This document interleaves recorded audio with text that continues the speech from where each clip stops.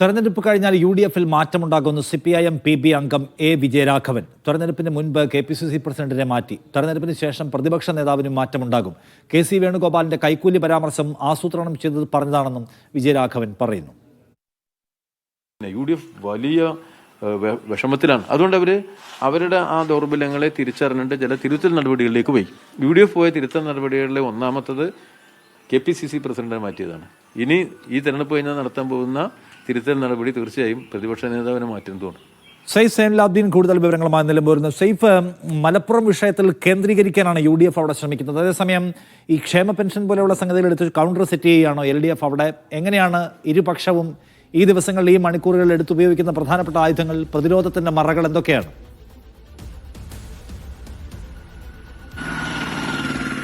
നിഷാദ്, ഇപ്പോൾ 2 ദിവസമായിട്ട് ഇടതുമുന്നണി ചെയ്തുകൊണ്ടിരിക്കുന്നത് ക്ഷേമ പെൻഷനുമായി ബന്ധപ്പെട്ട വിഷയം സജീവ ചർച്ചയാക്കി മാറ്റുക എന്നുള്ളതാണ്.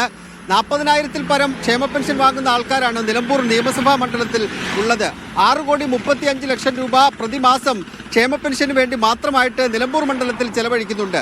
അതുകൊണ്ട് തന്നെ ഈ 40,000 പേർ എന്ന് പറയുമ്പോൾ 40,000 പേരെ മാത്രമല്ല, അതിനൊപ്പം തന്നെ അവർ വീട്ടിലേക്ക് പണം എത്തുമ്പോൾ ആ വീട്ടിലുള്ള ആൾക്കാരെ കൂടി സ്വാധീനിക്കുന്നുണ്ട്. അതുകൊണ്ട് വലിയൊരു വോട്ട് ബാങ്കാണ് ആ ക്ഷേമ പെൻഷനുമായി ബന്ധപ്പെട്ട് CPM കാണുന്നത്. ഒരു പക്ഷേ അവരുടെ രാഷ്ട്രീയ തീരുമാനത്തിന്റെ അടിസ്ഥാനത്തിലാണ് കൊടുക്കുന്നതെങ്കിൽ പോലും അതിനകത്ത് ആ വിഷയത്തെ ഉയർത്തിക്കൊണ്ട് സ്വാഭാവികമായിട്ട് അതിനകത്ത് വോട്ട് വരും എന്നൊരു വിലയിരുത്തൽ CPM നേതൃത്വത്തിന്, ഇടതുമുന്നണി നേതൃത്വത്തിനുമുണ്ട്. അവിടെ ക്ഷേമപ്രവർത്തനവുമായി ബന്ധപ്പെട്ട കാര്യങ്ങൾ കൈക്കൂലി എന്ന പരാമർശം നടത്തുമ്പോൾ സ്വാഭാവികമായിട്ടും അത് സാധാരണക്കാരെ ബാധിക്കുന്ന വിഷയമായതുകൊണ്ട് അത് ഉയർത്തി തെരഞ്ഞെടുപ്പിനെ നേരിടാം എന്നുള്ളതാണ് ഇടതുമുന്നണി ഇപ്പോൾ എടുത്തിരിക്കുന്ന തീരുമാനം. അത് വേറെ എന്തെങ്കിലും വിഷയം വരുമ്പോൾ, തെരഞ്ഞെടുപ്പാണ് വരും ദിവസങ്ങളിൽ വേറെ വിഷയങ്ങൾ വരുമായിരിക്കാം, പക്ഷേ ഇത് ക്ഷേമ പെൻഷനുമായി ബന്ധപ്പെട്ട ഈ വിഷയം അത് 19-ാം തീയതി രാവിലെ വരെ അത് പറഞ്ഞുകൊണ്ടേയിരിക്കാനാണ് ഇടതുമുന്നണി നേതാക്കൾ തീരുമാനിച്ചിരിക്കുന്നത്. അതിന്റെ ഭാഗമായിട്ടാണ് സ്ഥാനാർത്ഥി M. സ്വരാജും പോളിറ്റ് ബ്യൂറോ അംഗം A. വിജയരാഘവനും എല്ലാം ആ പരാമർശം എടുത്തെടുത്ത് ഇങ്ങനെ പറഞ്ഞുകൊണ്ടിരിക്കുന്നത്. വരും ദിവസങ്ങളിൽ കൂടുതൽ നേതാക്കൾ മണ്ഡലത്തിലേക്ക് എത്തുകയാണ്. നാളെ CPM-ന്റെ സംസ്ഥാന സെക്രട്ടറി MB ഗോവിന്ദൻ വരുന്നുണ്ട്, LDF കൺവീനർ വരുന്നുണ്ട്, മറ്റ് പ്രധാനപ്പെട്ട നേതാക്കൾ വരുന്നുണ്ട്, മന്ത്രിമാർ വരുന്നുണ്ട്, മുഖ്യമന്ത്രി വരുന്നുണ്ട്. സ്വാഭാവികമായിട്ടും ഈ വിഷയം വലിയ രീതിയിൽ ചർച്ചയാക്കി മാറ്റാൻ വേണ്ടിയുള്ള ശ്രമങ്ങൾ തന്നെയായിരിക്കും നേതാക്കന്മാരുടെ ഭാഗത്ത് നിന്ന് ഉണ്ടാകുന്നത്. അതേസമയം തന്നെ മലപ്പുറം ജില്ലയുമായി ബന്ധപ്പെട്ട പരാമർശങ്ങൾ അവർ ചർച്ചയാക്കുമ്പോൾ അതിന് മറുപടി ഇടതുമുന്നണി പറയുന്നത് മലപ്പുറം ജില്ലാ രൂപീകരണവുമായി ബന്ധപ്പെട്ട ചരിത്രമാണ്.